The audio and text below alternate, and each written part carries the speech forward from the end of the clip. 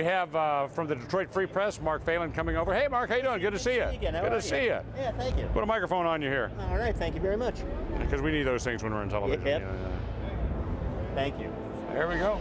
All right, so what do you think of the show so far? Oh, I was just talking to your producers. I think it's really good. I think it may be a little bit underrated, in fact, because last year... Underrated? Underrated, because last year it started off with a huge bang with the Ford GT and the Acura NSX within 15 minutes of each other.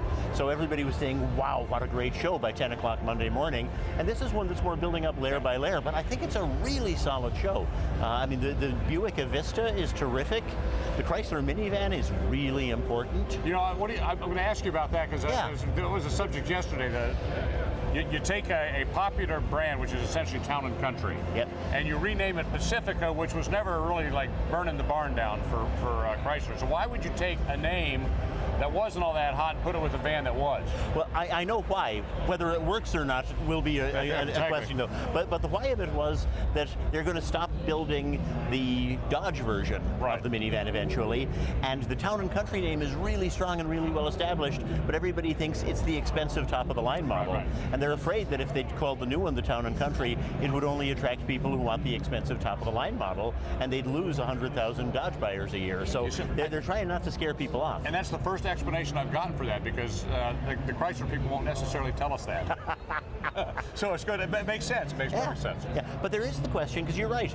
The Pacifica, it wasn't a bad car, but it wasn't a successful car. So does it bring any kind of baggage, positive or negative? Yeah, I like the name. Pacifica is kind of a cool name, so maybe put with the right vehicle, then it becomes the right name, the right vehicle. And the vehicle itself looks like a winner, I think. All right, let's talk about that Vista, which is also, as you say, that was kind of like the GT of last year was this year. The Vista came out on Sunday night when they rolled that out.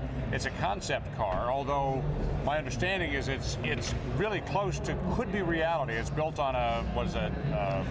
It's definitely buildable, yes. Yeah, it looks like a Camaro chassis or something. Camaro chassis or something very much like it.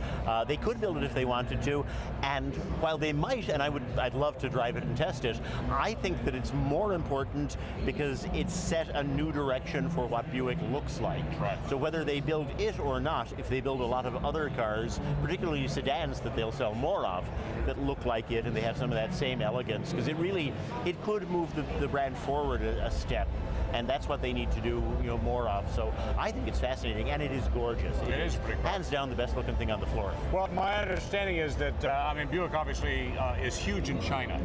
And somebody told me that the Chinese market loves four-doors because they like to have drivers who drive them around. So therefore you come up with a two-door Buick like the Vista, that just may not work.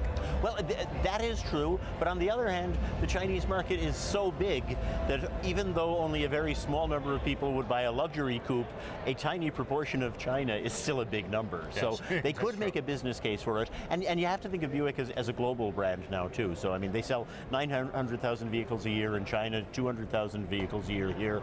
They could probably make a business case for it on a low volume, selling a few of them everywhere, but I think it's more important if it sets a new direction for the brand, because it has the potential to do that. Okay, I'm going to give you a sentence and you fill in the blank, okay? This auto show, this is the year of the blank. The design concept. In the last few years, we were very heavy on hardware, on cars that could be produced, would be produced. This year, between the Buick and the Acura Precision concept they just showed, and the new Lexus LC500 Coupe, we've got several beautiful cars that are all going to have styling elements that show up on production cars real soon. All right, Mark, thank you very much from the Detroit Free Press. We do appreciate it. I'm going to take this off you here. Yeah, thank you, Steve. And by the way, when you see me checking my watch, it's not because I'm looking at the time. This is the new world. I communicate by Facebook Messenger on the iWatch, so on the Apple Watch right there. So I see my producers telling me what's happening next. Thank you. We appreciate it, Mark. Have a great day.